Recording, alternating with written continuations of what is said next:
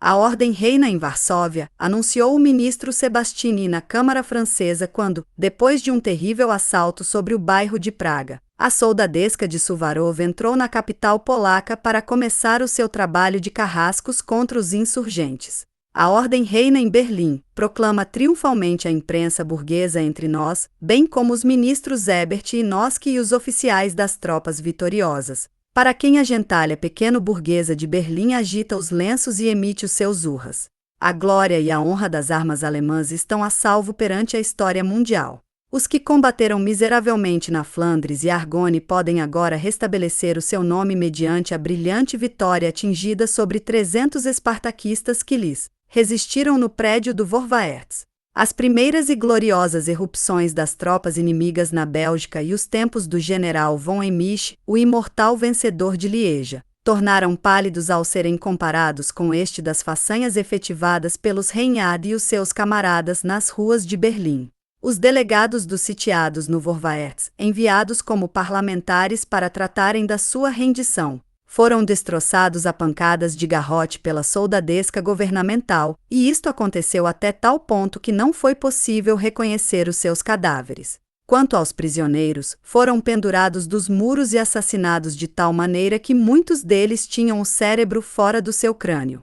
Quem acha ainda, depois destes indignos fatos, nas vergonhosas derrotas impingidas pelos franceses, os ingleses e os americanos aos alemães?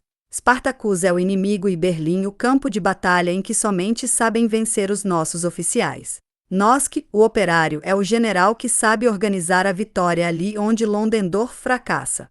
Como não pensar aqui na matilha vitoriosa que impunha anos antes a ordem em Paris, nessa bacanal da burguesia sobre os cadáveres dos combatentes da Comuna?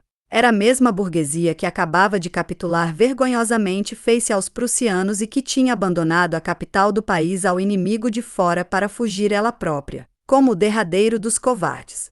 Uma outra coisa foi depois face aos proletários parisienses mal equipados e sem armas, contra suas mulheres e os seus filhos. Então é que puderam mostrar a sua viril coragem os filhos do papai e toda a juventude dourada que mandava em Versalhes. Estes filhos de março, pregados até o dia anterior ante o inimigo estrangeiro, souberam de repente ser cruéis e bestiais face a umas vítimas sem defesa, face a uns centos de prisioneiros e moribundos. A ordem reina em Varsóvia. A ordem reina em Berlim. Eis como proclamam as suas vitórias os guardas da ordem através de todos os exércitos que se estendem de um lado para outro da luta histórica mundial. A destituição dos vencedores não indica mais do que o final de uma etapa da ordem que deve ser mantida e proclamada periodicamente, mediante toda a classe de sangrentos assassinos, sem deter-se na sua marcha para o seu destino histórico, quer dizer, para o seu fim. O que tenha chegado esta semana às nossas ensinanças? Em primeiro lugar, ainda no meio da luta e dos gritos vitoriosos da contra-revolução, os proletários revolucionários puderam chegar a medir os acontecimentos e os seus resultados com a grande medida da história. E isto aconteceu assim porque resulta que a revolução não tem tempo a perder e, em consequência, persegue a sua vitória por cima das tumbas e por baixo das habituais vitórias e derrotas. Reconhecer as suas linhas de orientação e seguir os seus caminhos com plena consciência é a tarefa fundamental de todos os que lutam pela vitória do socialismo internacional. É possível esperar uma vitória definitiva do proletariado revolucionário na sua luta com os Ebert Seidemann para ceder a uma ditadura socialista? De certo que não, sobretudo se considerarem devidamente todos os fatores chamados a decidir sobre a questão. O ponto vulnerável da causa revolucionária neste momento é a não madura política da grande massa de soldados que ainda permitem aos seus oficiais que os mandem contra os seus próprios irmãos de classe. De resto, a não madurez do trabalhador soldado não é mais do que um sintoma da não maduro geral em que ainda se acha imersa a Revolução Alemã. O campo, que é donde procedem a maioria dos soldados, fica tanto depois como antes fora do campo de influência da Revolução. Berlim é até o presente, face ao resto do país, algo assim como um ilhéu. Os centros revolucionários da província, os de Renânia, Wasserkamp, Brunswick, Saxe e Württemberg nomeadamente, estão de corpo e alma do lado do proletariado berlinês. Mas pelo momento falta uma concordância direta na ação, que é a única que pode proporcionar uma incomparável eficácia ao arranque e à combatividade dos operários de Berlim. Além disso, a luta econômica, que é a origem de verdadeiras fontes vulcânicas em que se alimenta a revolução, acha-se ainda numa fase claramente inicial.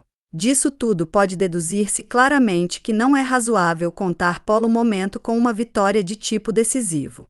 A luta destas últimas semanas teve como desenlace o resultado das citadas insuficiências. Sempre há um disparo inicial, mas qual era na realidade o ponto de partida da última semana de luta? Como já aconteceu em casos precedentes, como já aconteceu no 6 de dezembro, como já aconteceu no 24 de dezembro, desta vez também estive a origem numa provocação brutal pela parte do governo. Como no caso do assassinato dos manifestantes desarmados, como no caso da matança dos marinheiros. Desta vez foi o atentado da prefeitura da polícia a causa originária de todos os acontecimentos. E é que a revolução nem sempre tem hipóteses de agir seguindo as suas livres decisões. Em terreno descoberto e depois de um bom plano de manobras ideado por algum bom estratega. Os seus inimigos tenham também a sua iniciativa, e por vezes inclusive são eles quem a tomam, que por certo é o que se passa geralmente. Porém, ante o fato da insolente provocação do governo Herbert Seydemann, os operários revolucionários estavam forçados a pegarem nas armas. Com efeito, para a revolução, pode dizer-se que era uma questão de honra responder o mais rapidamente possível e com todas as forças ao ataque. Porque se assim não fosse teria sido impulsada a contra-revolução a uma nova etapa repressiva, com o que teriam resultado comovidas as fileiras revolucionárias e diminuído o crédito moral da Revolução Alemã. A melhor manobra é uma boa viragem inesperada e audaciosa. A resistência surgiu tão espontaneamente, com uma energia tão evidente, do mesmo seio das massas berlinesas, que do primeiro momento pode dizer-se que a vitória moral estive do lado da rua. Uma lei interior da revolução é a da impossibilidade de esperar na inatividade depois de que se deu um passo para a frente. A melhor manobra é uma boa viragem inesperada e audaciosa. Esta regra elementar de toda a luta é que rege com maior razão todos os passos da revolução. Nesta ocasião haveria de demonstrar aliás o seu instinto, a força interior sempre fresca do proletariado berlinês e uma combatividade do mesmo que não se limitou a reintegrar Eichhorn nas suas funções, mas que impulsionou a massa para ir em pós de outros redutos da contra-revolução, como é a imprensa burguesa, representada de primeira mão Polo Vorwärts. Se todas estas iniciativas surgiram espontaneamente da massa é porque esta sabia que a contra-revolução não se havia de conformar com a derrota e que havia de procurar provocação como fosse uma batalha onde se mediram todas as forças de ambos os combatentes. Aqui também depararemos com uma das grandes leis históricas da Revolução, contra a qual estilhaçam todas as subtilezas próprias dos pequenos maquiavélicos revolucionários, ao estilo dos do SPD, que em cada ocasião de lutar não procuram mais do que o seu correspondente pretexto para se bater em retirada. O problema fundamental de toda a revolução, neste caso é o da queda do governo Herbert Seydemann, surge em cada caso com toda a atualidade. Porque cada episódio da luta descarta, com a fatalidade das leis naturais, todo compromisso com a calmaria ou com as gargalhadas da politiquice reformista, exigindo em todo momento o máximo por pouco maduras que forem as circunstâncias. Abaixo o governo de Herbert Seydemann. Esta é a palavra de ordem que emerge como inevitável de cada episódio da nossa atual crise, tornando-na a única fórmula capaz de exprimir o senso e o significado de todos os conflitos parcelares e de levar a luta até o seu ponto culminante. O resultado desta contradição entre o agravamento do objetivo e as insuficiências prévias para o seu cumprimento tem como concreção o estabelecimento da fase inicial do desenvolvimento revolucionário, no decurso do qual as lutas parcelares sempre acabam com uma derrota formal. Mas a revolução é a única forma de guerra em que, por lei de vida que lhe é própria, a vitória final apenas pode ser atingida através de uma série de derrotas prévias. O que é que nos mostra senão toda a história das revoluções modernas e do socialismo? O primeiro facho que iluminou a luta de classes na Europa foi a insurreição dos cedeiros de Lyon em 1831, que terminou com uma flagrante derrota. O movimento dos cartistas na Inglaterra concluiu também com uma derrota. O levantamento do proletariado em Paris, durante as jornadas de 1848, desembocou igualmente numa esmagadora derrota. E a Comuna de Paris teve semelhante desenlace. Todo o caminho do socialismo está efetivamente asfaltado de derrotas, apesar do qual vemos que a história do mesmo avança inexoravelmente, passo a passo, para a vitória que há de ser definitiva.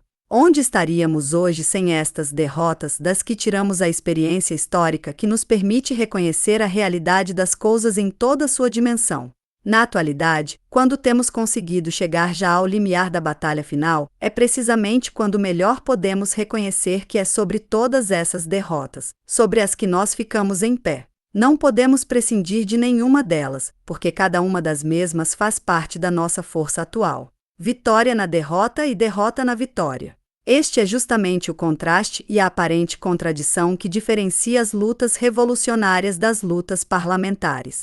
Na Alemanha contamos com 40 anos de vitórias parlamentares, de forma que pode dizer-se que durante todo este tempo estivemos marchando de vitória em vitória, sendo o resultado a grande prova histórica de 4 de agosto de 1914, a derrota política e moral mais catastrófica e inesquecível. As revoluções, polo contrário, não nos tenham achegado mais do que contínuas derrotas, mas inevitáveis estas derrotas são a melhor garantia da nossa vitória final. Claro que isso tudo entranha uma condição. E é a de sabermos em que circunstâncias teve lugar cada derrota, quer dizer, se esta foi o resultado de umas massas imaturas que se lançam à luta, ou de uma ação revolucionária paralisada no seu interior pela indecisão, a fraqueza e a falta de radicalismo. 2 exemplos típicos de ambos os casos poderiam ser a Revolução Francesa de fevereiro e a Revolução Alemã de março.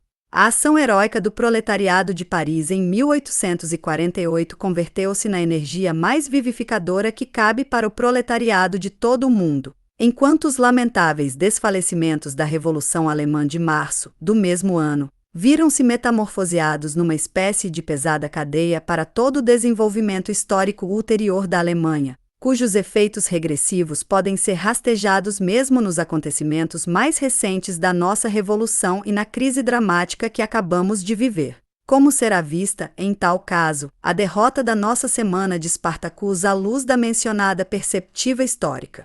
Como resultado de uma audaz energia revolucionária perante a insuficiente madurez da situação, ou como desenlace de uma ação empreendida sem a necessária convicção revolucionária?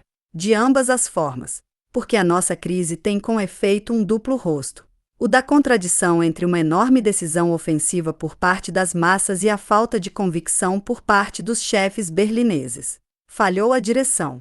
Mas este é o defeito menor, porque a direção pode e deve ser criada pelas massas. As massas são com efeito o fator decisivo, porque são a rocha sobre a que será edificada a vitória final da revolução. As massas cumpriram com a sua missão, porque fizeram desta nova derrota o elo que nos une legitimamente à cadeia histórica de derrotas, que constituem o orgulho e a força do socialismo internacional. Podemos ter a certeza de que desta derrota também há de florescer a vitória definitiva. A ordem reina em Berlim. Estúpidos e insensatos carrascos! Não reparastes em que a vossa ordem está a alçar-se sobre a areia? A revolução alçará-se amanhã com a sua vitória e o terror pintará-se nos vossos rostos ao ouvir-lhe anunciar com todas as suas trombetas: era, sou e serei.